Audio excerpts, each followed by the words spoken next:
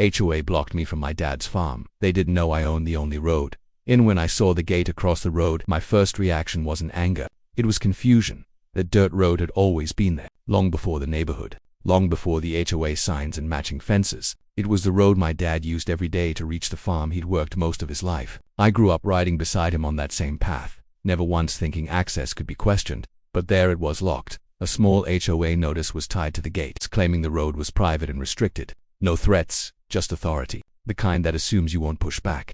I called the HOA office, honestly expecting it to be a misunderstanding. The person I spoke with said the board believed the road fell under HOA management now and that access needed approval. No hostility, just confidence. I explained that my family had always treated the road as part of our property and that it existed before the development. She told me she'd note it and pass it along. Nothing changed. For days, the gate stayed closed. My dad had to delay work. Equipment sat where it shouldn't.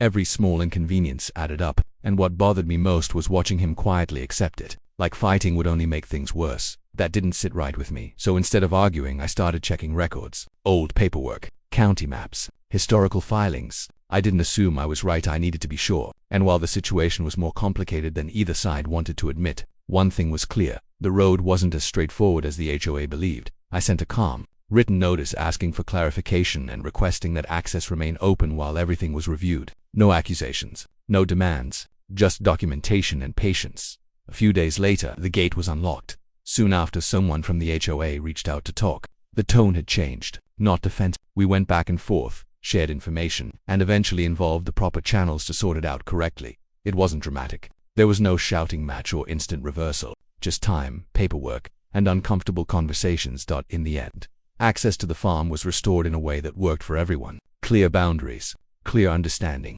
no assumptions. What stuck with me wasn't the outcome, it was the lesson. Not every problem needs escalation. Sometimes the strongest move is slowing down, verifying the facts, and refusing to let confidence replace proof. My dad still uses that road. The farm is still ours, and they're a lot more careful now about what they claim to control, because land isn't defined by signs or committees, it's defined by history, records, and respect.